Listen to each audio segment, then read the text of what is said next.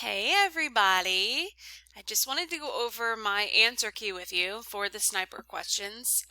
Most of you did a super excellent job based on the ones that have been turned in so far. So they were officially due yesterday or Sunday. You still have until the end of the week to submit them, but this week you have the assignment to read the poem and the artwork that I assigned to go with the sniper. So you should be working on that this week. So I need to go ahead and assume that those of you who are going to do the sniper short story and the questions as assigned have done that already. And I want to make sure that you feel confident in what I wanted you to get from that story before you move on to the next things. So I'm going to go over my answer key with you. So you can see this is the worksheet I gave you, but I put in red the answers that I chose. Now, as I've told you 1,000 times, in English class, there's not always only one right answer. So just because you don't have exactly what I have doesn't mean that your answer was incorrect, okay? When I look over your submissions, I have been pointing out certain things that stuck out to me that I wanted to make sure were clear for you. Otherwise, most of you have just done well, and I've just told you that. So the 5 strong adjectives that describe the main character, I did it as a circle map because thinking maps are one of our things this year. Some of you just gave me a list, and that's perfect because it's the content that I care more about than the map. Okay, some of you are very good at making thinking maps on the computer or on paper, and I appreciate that.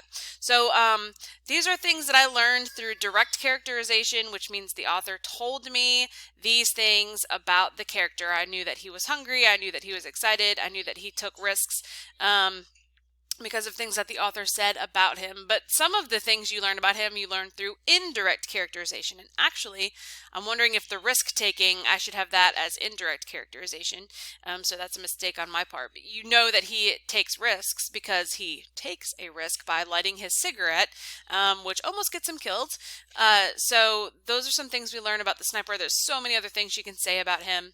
And then I asked you to give me 4 adjectives that describe the environment. There's way more than this. I picked that it's dark, it's on a rooftop, it's in a city, and there are roaring guns. But there's so many other things. And I totally left out my frame of reference. So my frame of reference would be the story. That's where I get this information from the text. So the main conflict of the story, and some of you put down like war, which is true. Okay, that is a conflict that's in the story. But more focused on the actual plot that you're dealing with is that we have a sniper being shot at by an enemy sniper. Okay, that's like the direct conflict that he is dealing with throughout the story. So lots of conflicts that you could mention. That one I consider to be the main, most important one of the story because it drives the plot. The sniper's state of mind or attitude throughout the story, through most of the beginning, he just kind of is working without much thought, without much feeling. He's just doing his job. He's very focused. He's kind of neutral. He's there to do a job and he's doing it. Aside from being hungry and wanting to get out of there, that about sums that up. And then I asked you to describe how the sniper feels when he first kills his enemy. And this is before he wonders of his identity. So he plays a trick, really great trick, on his enemy. He takes his hat and puts it on his rifle and sticks it up so in the dark it looks like it's his head. And the enemy sniper takes a shot and he slumps it down and lets his hat fall to the ground to make it seem like he just died. And so the enemy sniper takes the bait and like peers over and makes himself exposed so that our protagonist sniper takes his shot and actually does kill the enemy sniper. So when that first happens, he's like, woohoo, I just killed my enemy. Like, this is great. I'm free, And then all of a sudden, really quickly, he starts to feel remorse, which is like regret. And he feels very revolted and he starts cursing the war and cursing everything. And hopefully none of you have had the experience of killing someone. I know I haven't. But from all the things I've read and the movies you watch and the stories you hear, it really is not a pleasant thing for humans to realize that they've taken another human life. And so that starts to affect him. Number 6, I ask you to describe the incident of situational irony at the end of the story. So situational irony is when what happens is not quite what you expected.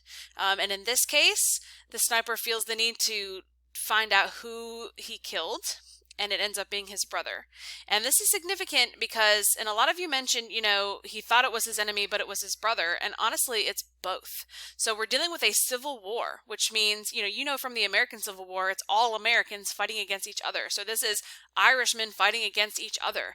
And so it's perfectly plausible for two members of the same family to happen to be on opposite sides. So his brother was a Free Stater and he was a Republican, and they happened to be fighting on opposite sides of the war, and they happened to be, you know, set up in the same spot in the city and fighting against each other. And so he was his brother, but he was also his enemy at that time. And part of Liam O'Flaherty's point for this story is that war really sucks, and like something like that can actually happen. A civil war causes people who would normally be family and friends to be enemies and to like actually murder each other. So that he did not do that by accident. I mean, that was one of the points he wanted to make about war, and that's how he chose to get that across. Then I asked you for some examples of onomatopoeia. So those are words that represent sounds. Some examples are clattered, thud, whizzed, and roared. Whizzed was the most common one brought by you guys. That was a bullet. Bullet whizzed past him. I asked you to describe the metaphor used at the end of paragraph 7. So most of you had just quoted that sentence for me, which is fine. Some of you actually did describe it. So the metaphor is he uses the term the gray monster to refer to the enemy's armored car. So he's comparing the car to a gray monster. Number 9, copy a sentence from the story that contains a simile. Y'all did really well with this.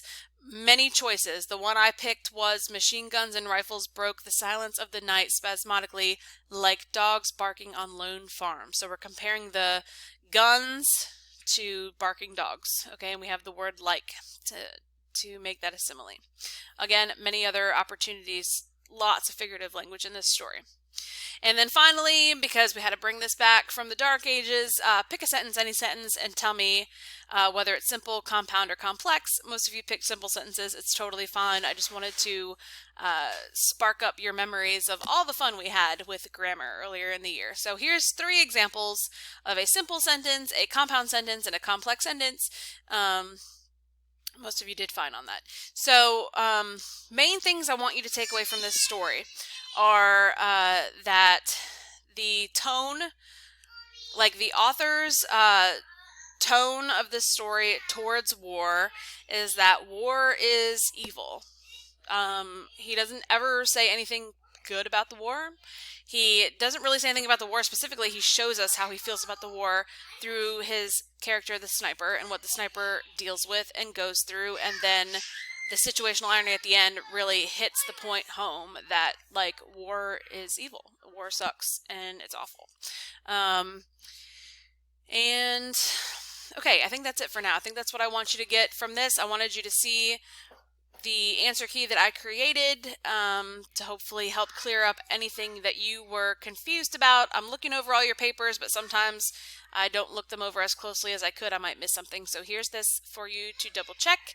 And y'all are doing a great job. I hope you enjoyed the story. I was really looking forward to doing it with you together in the classroom. But hopefully you were able to enjoy it at least a little bit on your own. The poem and the artwork are for today. I mean this week.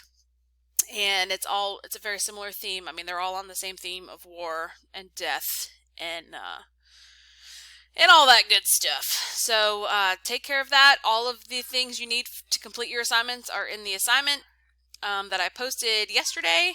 So check that out. If you have any questions, let me know. But everything you need is in that assignment, linked to it as references or in my assignment description. All right, thanks, guys. Have a great day.